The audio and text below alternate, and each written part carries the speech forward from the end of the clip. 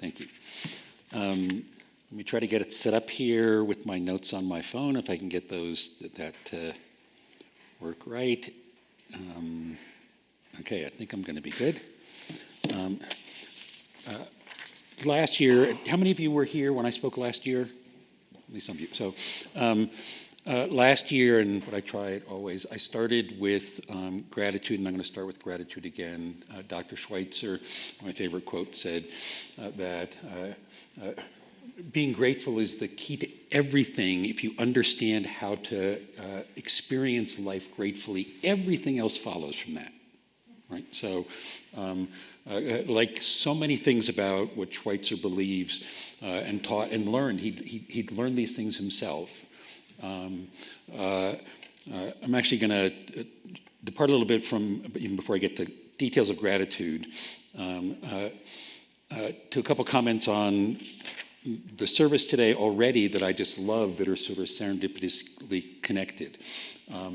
For Dr. Schweitzer, as I explained last year, everything was a question of truth. What is really true, including about me and the world that I like, truth. And Greg included, and I quote often Schweitzer's words, "I do not know what your destiny will be, but one thing I know, this is the only ones of you who will be really happy are those who have sought and found how to serve." Right? That sounds nice, but actually, is it really true? I think it's true, but unless we understand deeply, what do you mean, happy, what is that, and serve, we don't understand Schweitzer, and then it's one of these hallmark things that we sort of nod and look at, and it doesn't have any impact on our life. So for everything I say today, I want you to be asking yourself, is that really true? What Schweitzer also believed, if we call giving a talk a kind of education, he said, the only thing that matters in education is helping people, including especially children, learn how to think for themselves. Everything of any value, he believed, comes from within an individual thinking for themselves out of all the stuff they got from other people in the world.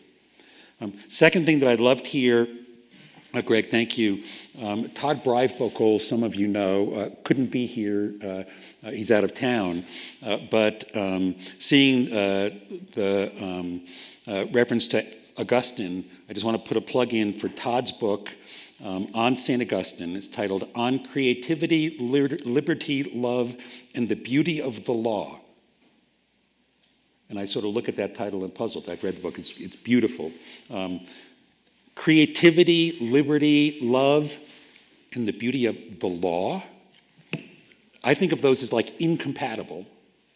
And in that book, reflecting on Augustine, who's a complicated person, I'm not sure I really understand, a whole lot of it Augustine expresses as music. We understand what music is. And I'll get to something when I get to Bach, which will connect with that. But back to gratitude. First to Greg. I first met Greg, as I explained last year, leading up to, I was introduced to him leading up to the 60th anniversary in 2009. We did lots of Schweitzer-related things. He's always been a wonderful soulmate. So his invitation last year, I couldn't say no to this year. It's just a joy, and then getting to know his wife, Carolyn. So just thank you, Greg. And then gratitude to all of you, and I'll say especially to all the people who have been inspired by Paul Anderson's book. My goal in life, at my stage in life, is just to try to catalyze or be a midwife or help cultivate other things. It's what really matters is what other people are going to do. And I was hoping last year to just spark people to think about Reverence for Life. And Aspen today, the core themes, just to review, including for people who weren't here, is for Albert Schweitzer, this idea of reverence for life, the English words don't capture what it is. The German, original German, the word that we translate as reverence is Ehrfurcht, which is a complicated word that combines fear, awe, wonder. Words can't capture it. That Schweitzer experienced in 1915 out on a river in Africa when he was in complete despair about World War I, ethics, human beings, human civilization, and then out on that river, going up to see a sick patient, overwhelmed by his experience of nature, the river, the beauty, I would say the music of the birds, the power of the hippopotamuses he passed, he mentions. The baby hippopotamus was vulnerable. He's just out there, and he's just overwhelmed. And he had a German word, Ehrfurcht. Right? That was his experience. And then the English word for, it's like, oh, I'm for Greg, I'm for Caroline, I'm for, like, that's not what the German word is. The German word is vor. It means before or beholding. So for Schweitzer, reverence for life was this awe beyond words and wonder and appreciation as we behold life. And then out of that, Schweitzer thought all ethics, moral, goodness, whatever, and as I said last year, and this connects to what I understand about the beauty of the law, the beauty of law, the beauty of what actually is the truth about human nature. Catholic theologians talk about natural law. That always makes me nervous. It's like laws imposed, whatever. But as human beings, we actually do have some things about us that we were born with that it's just like that we need to work with. And Schweitzer believed that the capacity to experience, as he did, to act out of reverence for the life around me, to experience a sense of awe at the fact that I'm alive, that deep beyond words kind of experience, beholding all of that, was just a fact of human nature. And as he studied all world religions and philosophies, he found different words for that. Native Americans and others, he didn't study them in detail, that are all trying to help us understand this reality, this almost law of our nature. And then when we act out of that and really center ourselves in that, for example, if any of us sees, and we ourselves are, as Greg was saying, like in prayer, sort of calmed and centered, not distracted by all the noise of stuff, and we see or hear a baby crying, we can't help. It's just in our nature that we want to help that baby. We're connected to that life. And actually that crying was a musical thing that I experienced. It's just nature. So what I said was, Albert Schweitzer didn't bring reverence to life to Aspen. I'm not here to teach you about Aspen. I'm just here to remind every one of you and everyone who lives in this area and region that you have within yourself, it's part of the law of your nature, this capacity. And if we can figure out and help each other how to cultivate that and have it grow, anything is possible. Right? That was the gist. I was just like offering that idea. And then Paul turned it into this amazing book. Paul with Amy Honey from the Historic Society, Greg Poshman organized wonderful, the first ever annual Albert Schweitzer Day, July 1st. Things in Basalt. I love that the big first, the 150 or so people there was not in downtown Aspen, it was downriver. And then things with Jim Welch, organist at the community church, who played Bach on the organ, but he had done his PhD dissertation on Schweitzer. I mean, it was just fabulous. All I'd done was like offer a spark. So today, my goal is to express gratitude for all of that. You guys energize and inspire me. I leave here more energized because of what you all are doing. It's a positive feedback loop. And then to offer some ways in which I think thinking about all of this musically can be helpful. Key themes in this book, you remember the Aspen idea, the unity of mind, body, and spirit, the Platonic triad, truth, beauty, and goodness, the danger of the Machiavellian triad, wealth, power, fame, the tension between those. And then the quote on the back from Schweitzer is, the two basic ideals of a profoundly human attitude are purity and kindness. So I'm going to come back to all of those, but again, just quickly, just trying to spark some thoughts as I go through. Since Goethe, Schweitzer, others Susan and I were just talking a little bit in the loft about, music students, whatever, believed all real understanding, like really understanding, is experiential. Right? We have words, we have ideas, we think, but if we haven't really experienced something, we don't understand it. So I'm going to talk about what I learned, 3 things that I learned in my medical training and as a doctor that had me slowly realize, I think it's a fact, that music isn't like a part of life or an addition or other stuff like that. It is in the nature of every one of us, including me as a human being. I am musical.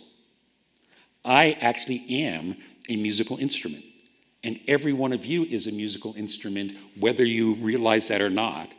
And when we appreciate the ways in which music, in a very broad way, connect with this awe and express and help us understand with others, then that can help things blossom and flower. Okay. My first lesson about that. I was a medical student. I was doing a psychiatry rotation at Mass General Hospital, working very hard. Asked to see a man in his early 60s who was hospitalized there with suicidal depression. And I went up to see him, and he spent a bunch of time with me, and then I went downstairs having seen him and learned all about him and his suicidality, and he would jump out the window if it weren't barred, and presented him to the senior psychiatrist doctor, who listened very carefully and said, "Thanks, Lachlan, that was wonderful, that was detailed and all that, but I actually think your impression is completely wrong. I don't think he's either agitated or depressed. I don't think he's suicidal." I was pissed off at this uncaring doctor who didn't appreciate that, right? And then he said, "Lachlan, I want you to go back up, and actually this is going to be a lesson that's going to serve you for the rest of your life. When you with any patient, and they're communicating to you, and you're trying to get them to tell you about themselves so you understand them, there are 2 things a patient, when they're talking to you, is always conveying. One is the lyrics, the words. You got those exactly right. And the other is the music." And this psychiatrist who'd seen this patient said, when I was with him, the words, the lyrics, suicide, I'd kill myself, all that kind of stuff, you got those exactly right. But what I don't understand yet about him is the music did not fit at all. It was not sad, it was not agitated, it was calm, he's actually happy, just I don't know what's going on. But people with the words can lie, not necessarily intentionally. We even, hesitant to use the word lie, but I'll speak for myself, lie to myself with words.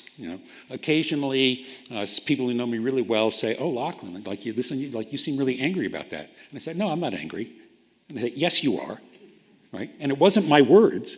I was telling myself, but they could tell, and I would say they could tell musically. I was just, the tones in my voice.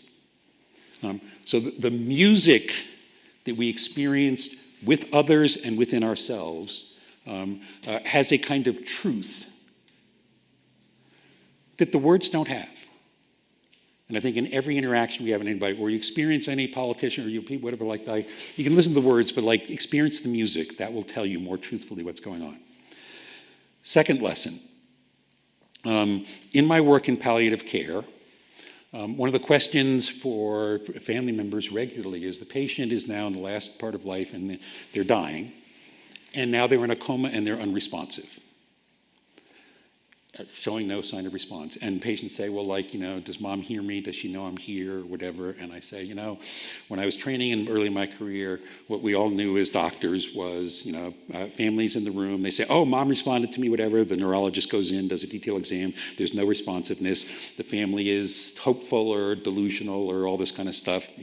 That's what doctors used to think. With the hubris or arrogance, whatever doctors sometimes have about patients and what they tell you.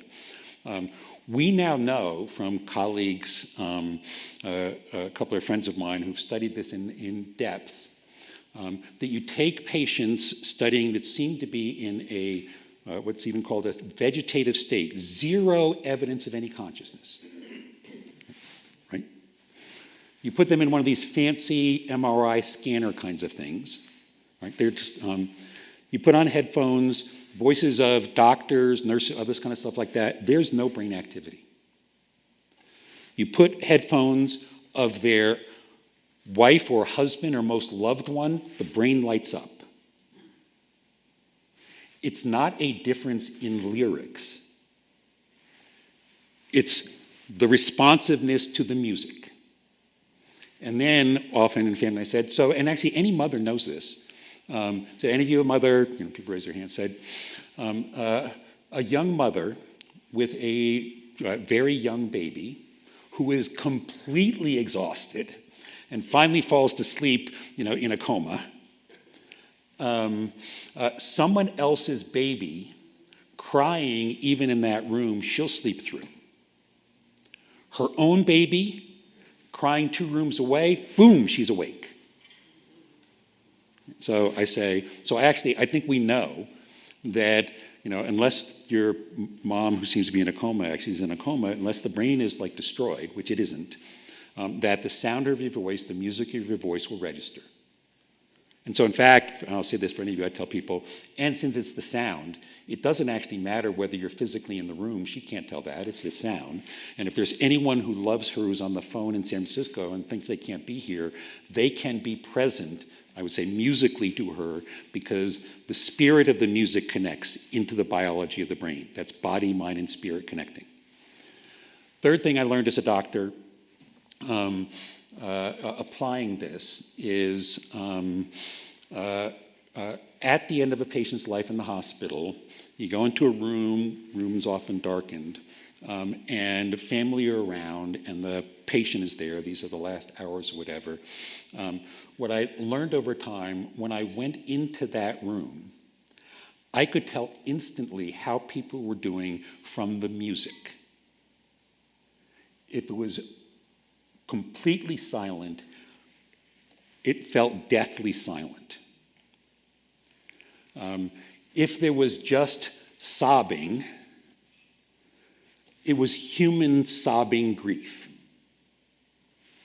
But sometimes if we, and it was often the social workers and others, had really helped the family and helped the family, each member understand when they're sobbing, that not, actually almost welcoming the sobbing and say, in my experience, the more intense the sobbing reflects the more intense and deep the love. Every tear, every sobbing that people have is love. Right? It's not the enjoyable part. And then when I could walk into a room, and it's dark and often they're a family member, whatever, and I walk into the room and experience within the first minute or so crying, silence, and laughter, often laughter, all interwoven. Then I would come out of the room and people would say, so how's Mrs. Johnson's family doing? I said, they're good. And I wouldn't say, but I would almost say what I experienced in the, actually would say what I experienced in the was just beautiful. So the music, including the music of the crying, the sobbing, the silence, the laughter, when all of that is there, that's humanity and that's love. So 3 things that I had learned. I'll get back to, okay, next. My phone is going to get me the outline shortly. There we go. Okay, Schweitzer and Bach, because I've talked longer as I usually do, and I want to be more catalytic. I'm going to say things very succinctly, but what I did last year was Greg sent me the link afterwards of the recording that's online, and then that has a transcript, and then actually what I created, and happier Greg can send you, what's on after last year's talk is an expanded version with links and background, other things that I said really quickly if you wanted to learn more about Helene Breslau, Schweitzer's wife, or Paul Farmer, or some of these ideas. So I'm going to cover things quickly to just try to spark some thoughts. Schweitzer and Bach. Schweitzer truly was, it's true, and it's beautiful and it's good. The leading scholar on the music of Johann Sebastian Bach in his 20s. He was studying Bach with Eugene Vidor, who was the leading Bach organist in Paris. And Vidor, who wrote the foreword to the book, explains, this is like this young student. Vidor is trying to explain, he says, there's some musical passages here in Bach that don't actually make sense. Musically, I don't understand those, but here's how you play them. And Schweitzer says to him, oh, they make sense. Vidor says, no, I don't. Like what? And Schweitzer says, hope he didn't say, you don't understand Bach. But he said, no, but here's why they make sense. You have to look at the lyrics. You have to look at the words. And then you understand what Bach was doing in his music was he was painting in music a picture expressed musically of what the words mean, but in ways that the words themselves can't possibly convey. And Vidor, in this introduction to Bach, to Schweitzer's book, says that changed everything. And Christoph Wolff, who's now a retired professor of music at Harvard, who people tell me is his biography of Bach, written just 10 years or so ago, is the most rigorous, authoritative biography of Bach. Christoph Wolff, in his foreword, written more than 100 years after Schweitzer's book, refers to Albert Schweitzer's 1908 book on Bach, remains the most widespread and influential book on Bach ever written. Right? So what's important for us to understand about Schweitzer and Bach that's relevant to us in the Aspen idea today? If you read, and I try to read Schweitzer's book on Bach, and a lot of it is the music and technical stuff I don't understand, but I first was frustrated because I didn't understand it. The first dozens of pages are not about Bach. They're about all the different music in Europe for decades and even centuries before Bach. And then Schweitzer later explains, Bach did not create out of nothing anything.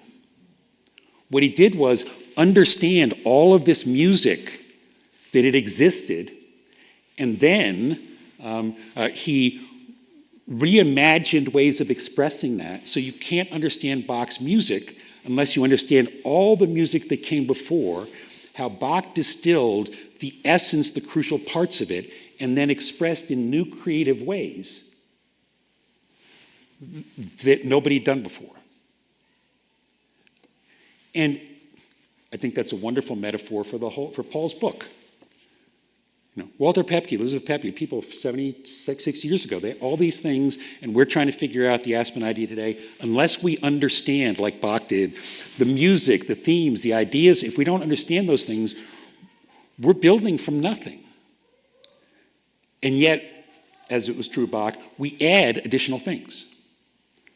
One concrete example of that is the closing, the postlude Susan's going to play for us is Now Thank We All Our God. It says by Johann Sebastian Bach. Johann Sebastian Bach wrote that in 1725. But actually, he wrote his version of that in 1725. Now I have to pull up my phone again. The actual Now Thank We All Our God was a piece that was written, do I have this? By someone, and I'll put the name in the text when I have this, in 1636. It was almost 100 years old. A minister in the height of the 30 Years' War, in all the suffering and all of that, and he wrote this poem and then the music, Now Thank We All Our God. And what Bach did to make it famous was take that and then express it in even more beautiful ways. So even this piece, it's Bach. But Bach learned from all the threads of the music and the history that flowed into that, right? That's what we all need to do. Third thing about Bach, Paul Elie wrote a wonderful book called Reinventing Bach about 10 years ago. Says to understand Bach, you have to understand he wasn't just a composer, he was an inventor. And in his mind, this is again mind, body, spirit, in his mind he could imagine, he could hear music that didn't exist, that expressed things that he wanted to express. And he'd look around, and there were not physical musical instruments that could actually play those things. So he invented new kinds of instruments. The well-tempered clavichord. He invented the physical instruments through which that music could be expressed and become alive. Right? Which Herbert Bayer architects, other people who came here and realized that, the built environment, the physical environment, this chapel, this chapel actually, people built it in order that the music that human beings bring in here could actually be expressed and could blossom. And everything about our built environment actually shapes the possibilities of the music we can express. That's also true about each of ourselves in our own body.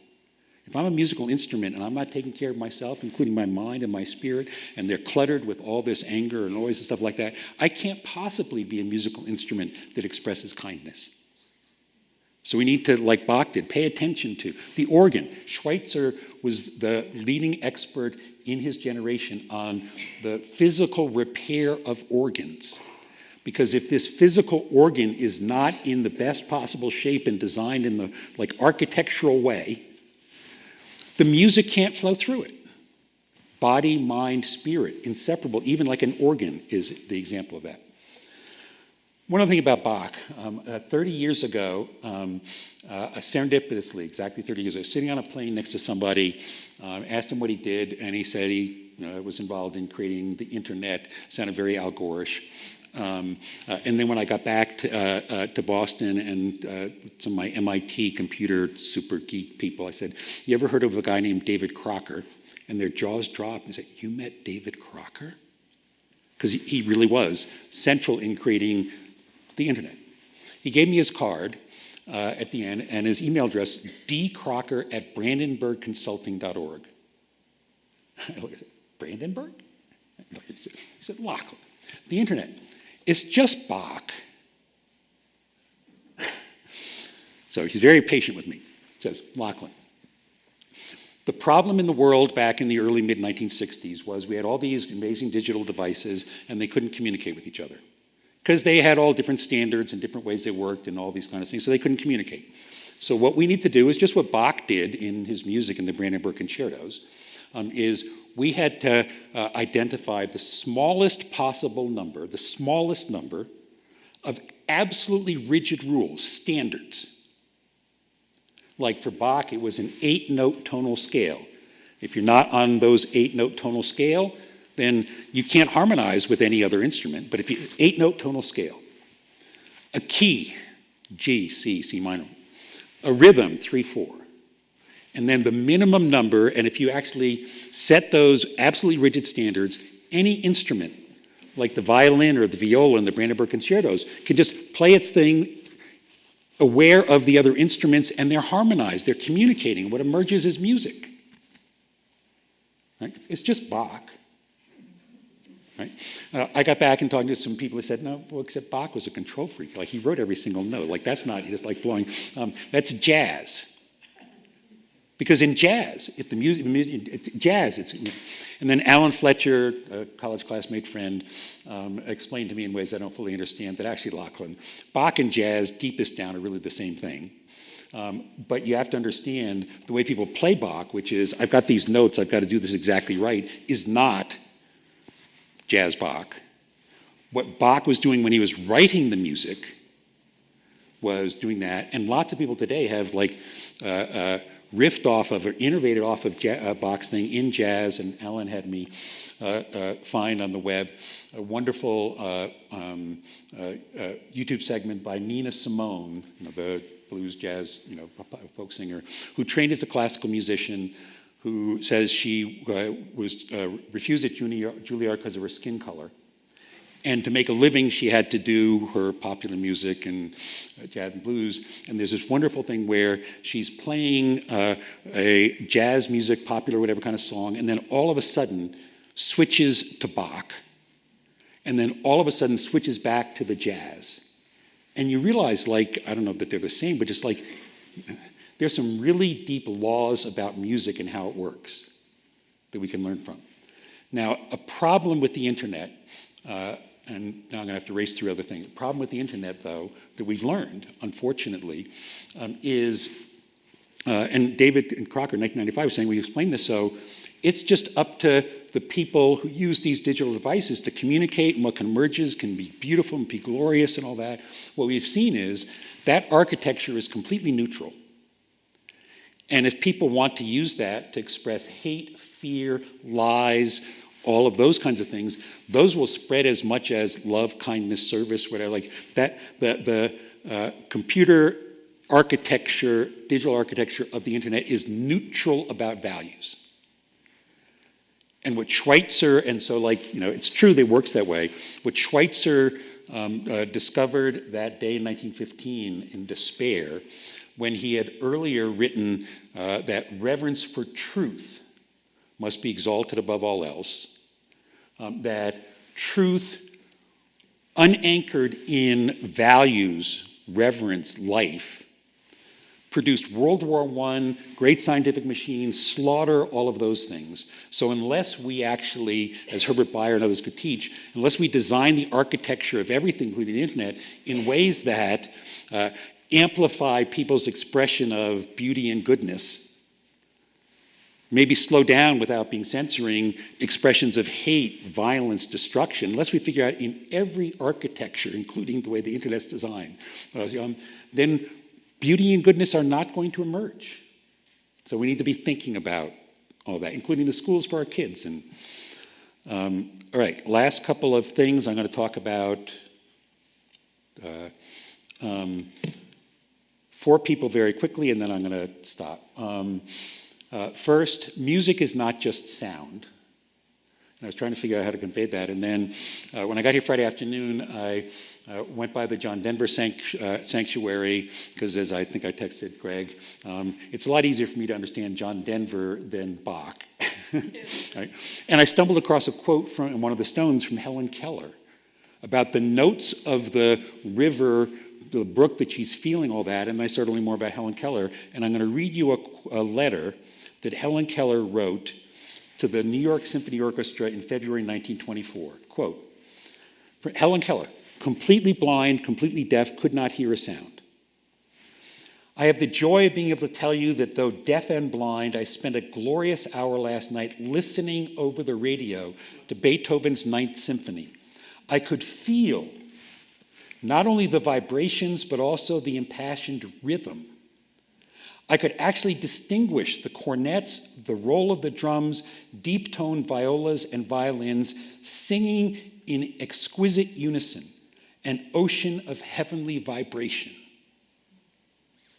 Right, so when we think about understanding and experiencing things musically, don't just limit ourselves to the sounds. Right?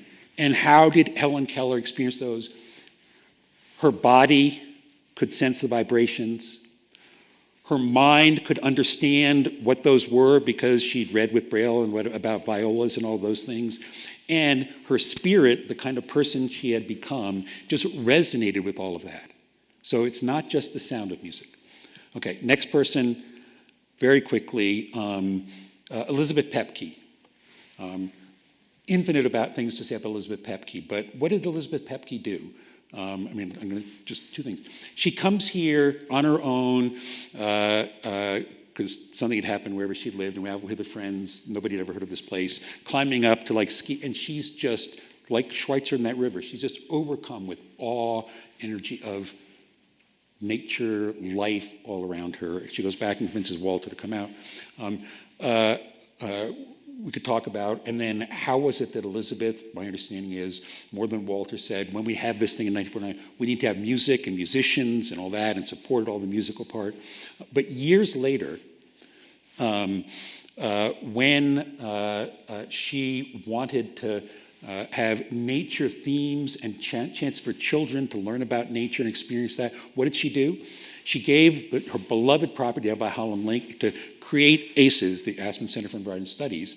And then reading about that, what she herself did, she spent God knows how many days, weeks, months out there digging, planting, building, all those things so that she herself, with her body, mind, and soul, could create the architecture, the structure, whatever, so that generations later of children and young people could actually walk through there and then find the music, the spirit within themselves resonating and developing. And I experienced that firsthand year plus ago when I was there with Monzi, doctor from Rwanda, who I've talked about last year, and we're walking along, and they've got a bunch of kids out there for the nature kind of tour, and the kids are just fascinated with the little animals and stuff like that, and so it's like the mind and the kids with their bodies and all that. But the most beautiful, and it was the same thing as with this patient, I hadn't listened to the music and appreciated it. Mons and I looking, and even from a distance, hearing the laughter. As the kids are doing this and their minds are studying and inquisitive and all this kind of stuff, they're just joyfully laughing. And hearing that, it was not only beautiful, my reaction was, this is really, really good. Next person, two more people, because I'm already out of time, so I'm going to be very quick. Yo-Yo Ma.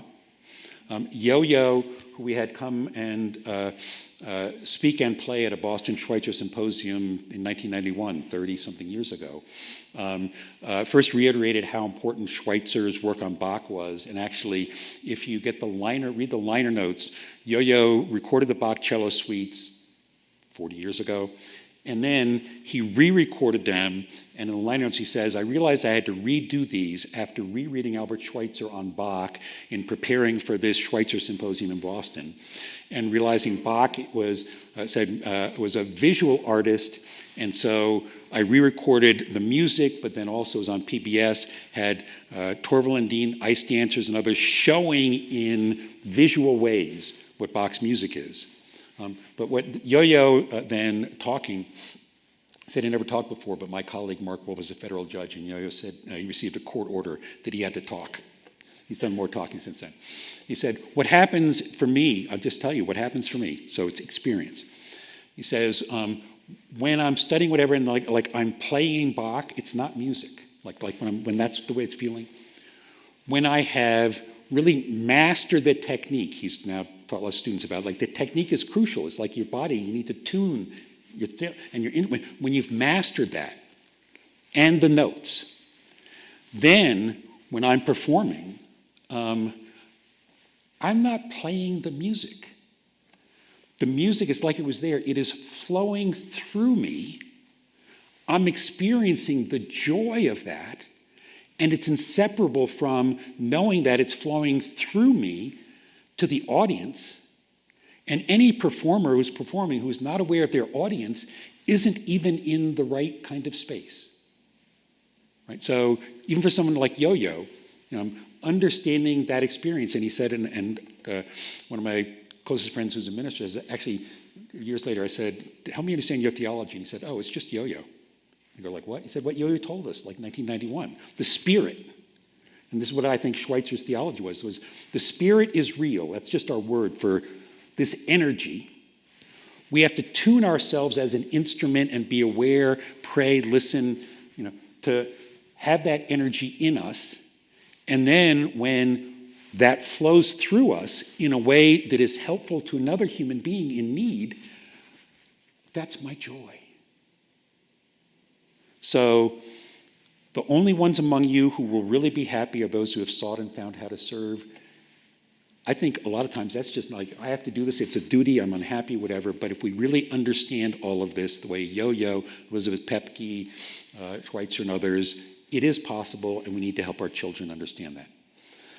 The last one, because it's late, Seiji Ozawa, because Dan Porterfield has said, the Aspen idea, body, mind, spirit, but he adds the word community, right? Because it's not a solo thing, right? You need to just underscore, which I think the founders understood body, mind, and spirit isn't solo, but one of my other amazing experiences in life. In 1995, Seiji Ozawa, the famous Boston Symphony conductor who'd grown up in Japan,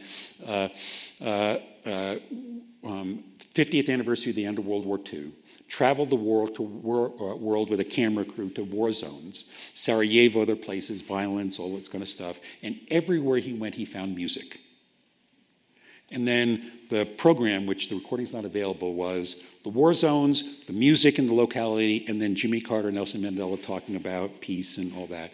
But the culmination was Seiji wanted to show the world that we can have. And so in Symphony Hall in Tokyo, he conducted Beethoven's Ninth Symphony, right, that Helen Keller appreciated. But not in a normal way. This is 1995, primitive internet stuff. So he's conducting the orchestra, and then when it's time for the violin, a key violin part, he waves his baton, and live by satellite, harmonized, is Perlman,